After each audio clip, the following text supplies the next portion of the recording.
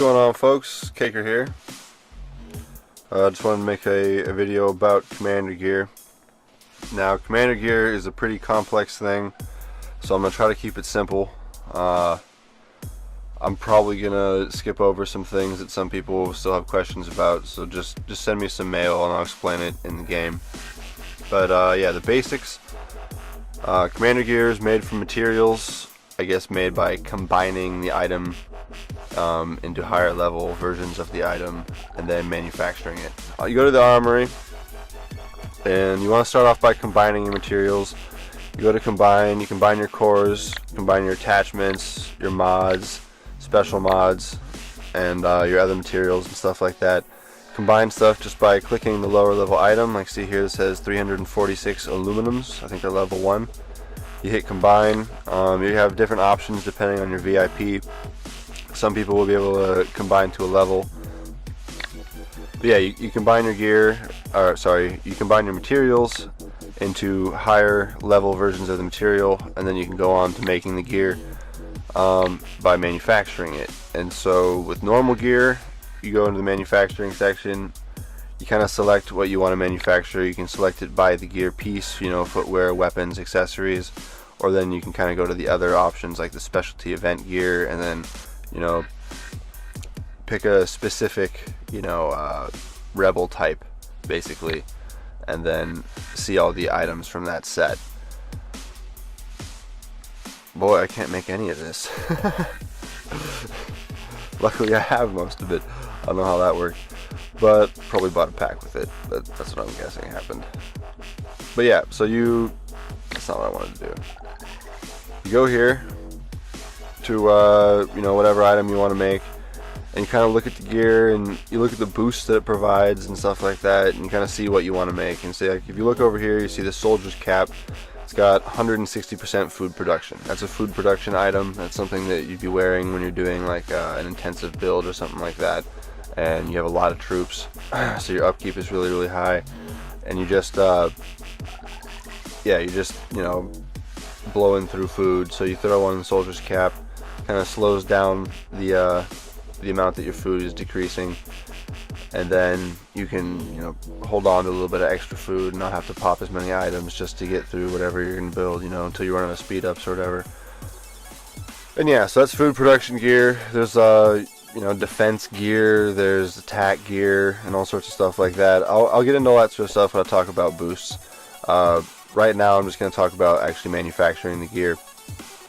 So yeah, you see the list of the items required, the cost of the gear, and then the commander experience required to manufacture the gear. If you have all the checks, then you can make the gear. You hit manufacture, and then it just kind of shows you the options to swap out different materials for other things.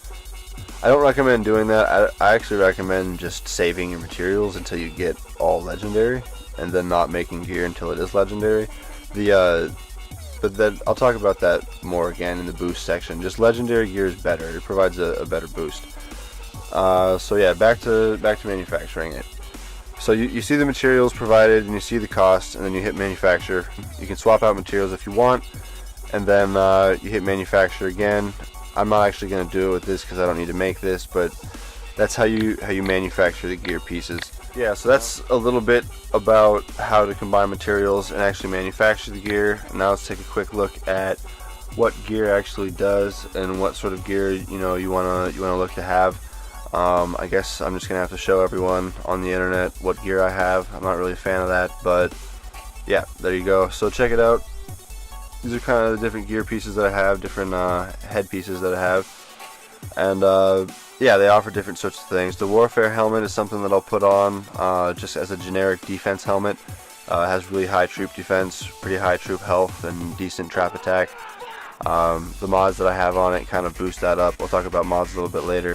This is an armored vehicle headpiece. It kind of boosts up the armored vehicle attack, armored vehicle defense, troop attack, you know, troop defense, troop health, and stuff like that. It's kind of another different sort of gear piece. If you're attacking with only armored vehicle units, you want to put on something like this. If you're defending against a rally or some solo hits or something like that, you want to put on something like the Warfare helmet. And yeah, so the different gear pieces offer different sorts of things. If you look right here, you can see that the Toxic Zone gas mask looking thing offers 10% research speed, which is pretty good.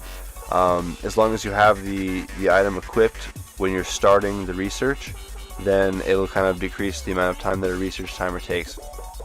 So commander gear is important for stuff like that. Like if you look over here at the engineer's helmet, the engineer's headset, I guess, it kind of gives you a construction boost. So if you throw on a whole bunch of engineer type gear and construction boost gear when you're building up your buildings and starting the longer upgrades for buildings and stuff like that, it'll significantly decrease the amount of time that it takes to do that sort of stuff, and the amount of speed ups that it takes, the amount of time that you're gonna have to wait. And you can do the same with research gear. This is right here is the infrared helmet, research speed plus 20, advanced combat research speed 10%. And yeah, so the different gear pieces basically just kind of give you different sorts of boosts, and I guess we can just kind of talk about that for a second. So a lot of people have different strategies of what they're going to do. A lot of people go by having specific sets for specific situations. They'll have, you know, a set of infantry attack gear. They'll have a set of tactical attack gear. They'll have a set of armored vehicle attack gear. They'll have a set of defense gear. They'll have a set of construction gear. They'll have a set of research gear. They'll have a set of troop training gear. Some of them even have a set of troop speed gear and things like you know, gathering speed gear and stuff like that. And so there's a lot of different gear pieces that you can make. A lot of different gear pieces that you can use. Some people use food production gear to kind of keep upkeep down at sometimes. But long story short, there's just a lot of gear pieces, and you can do all sorts of different stuff with it. You can combine them for different things. Say you don't want to be shielded, or you can't shield because you're holding a commander, but at the same time you want to train some troops, and your upkeep is really, really high. You can throw on a piece of food gear that will kind of keep the upkeep down, because it's going to be boosting up your food production.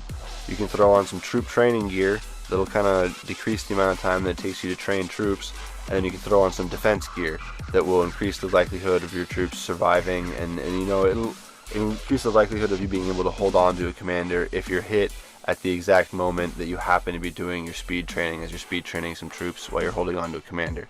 And so you can mix and match commander gear. It really comes into play if you're attacking larger bases. Like let's just go through some. I'll just show people my boosts really quick.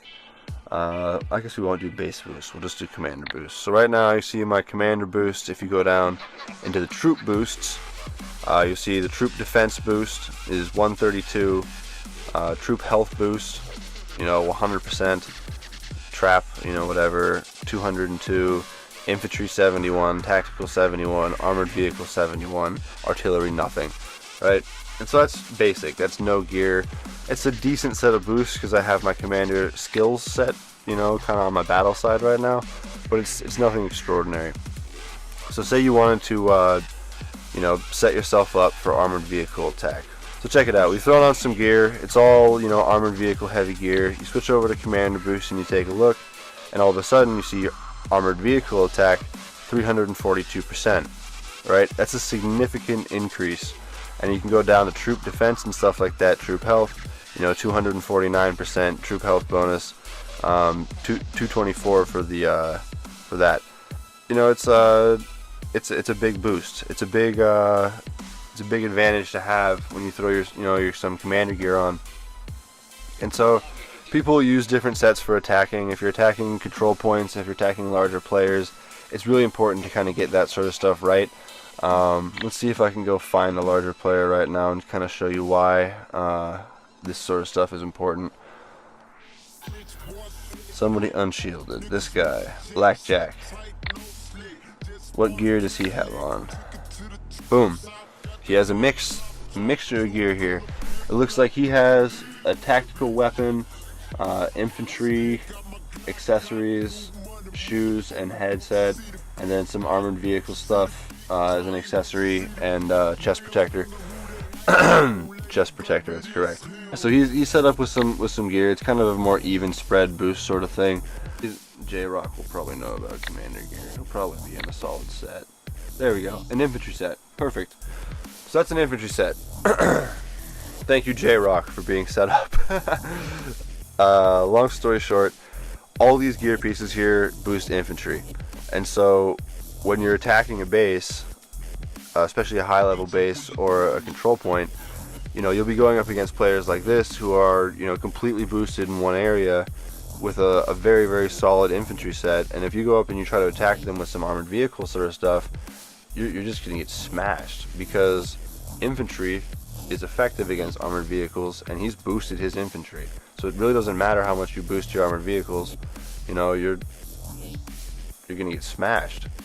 And so that's kind of why commander gear is important when it comes to attacking and stuff like that. You got to pay attention to other people's gear, pay attention to the gear that you have on.